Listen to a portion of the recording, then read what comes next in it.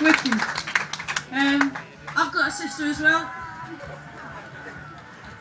This is a poem I wrote about her, and it's dedicated to my new little niece. Yeah, go on, come round for us, she's wicked. And just to say, I know it's a bit premature to be doing this now, but I've got a book. I know it's Sunday, last thing you want to do is spend any money, but if you want to, I've got some, and I'll be over there and I have them. It makes me feel a bit queasy doing that QVC bit, but it's actually quite important to say, otherwise no one will ever buy one. So there you go. It's 25 quid, which seems like a lot, but there's a CD, a DVD, 72 pages of very lovely type poetry and gold foil block on the front cover. This is for my sister, and yours too, if you want. Goes, Laura, sitting here, old memories are flooding back. But how we used to put on plays for Mum and Dad. How we made up songs, costumes, plots, counter plots. We even made them little ticket stubs. And we'd move the chairs around to make a stage and put a curtain up. And we made the front room out of bounds for hours as we practiced. Then we'd drag them from the kitchen where they'd be trying to relax. It's time, we'd say, we're ready now. And then we'd push them through the doors. And then we'd make them sit and watch. And then we'd pause, bow gravely and await applause. And I remember me and you and Jack sharing baths at Grandpa's flat, using the shampoo bottles as props for their made-up puppet shows. You taught me how to go underwater without holding my nose, and I can still do it. We sat there till the water got cold, being TV chefs, or whales in the sea surfacing to blow water out and take a breath, spilling bubbles all over the floor and speaking gibberish and singing. And you made me sit at the plug end, because I was always the youngest sibling. I still am, shit don't change.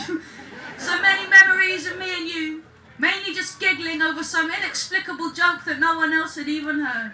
Strange intrinsic humour that doesn't need a word to be spoken. Just a little look between us both was all it took to provoke silent hysteria. Our bodies heaved and shook, our breath came hard with teary eyes and screechy yelps of glee. It's the kind of laugh I've only ever seen in Mum and you and me.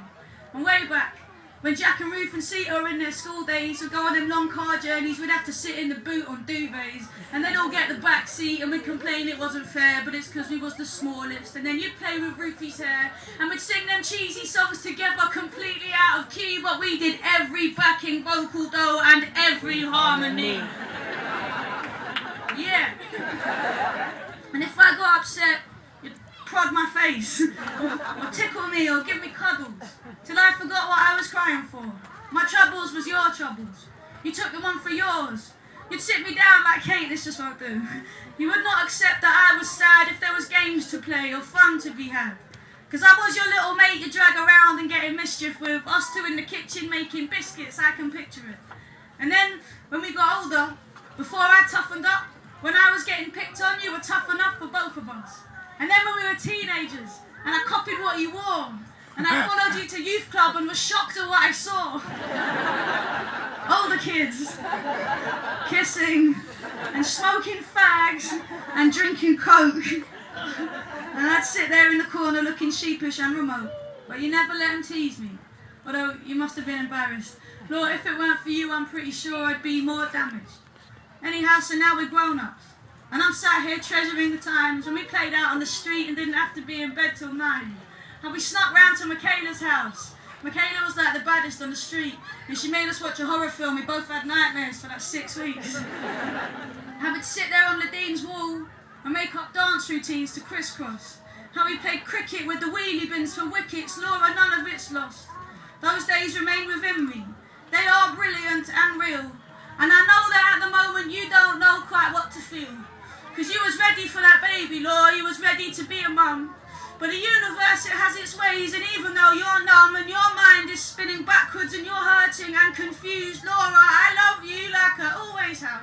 And time will pass, and life will move on to other moments. And then one day not far away, we'll sit there giggling in silence watching your kids put on a play. Woo!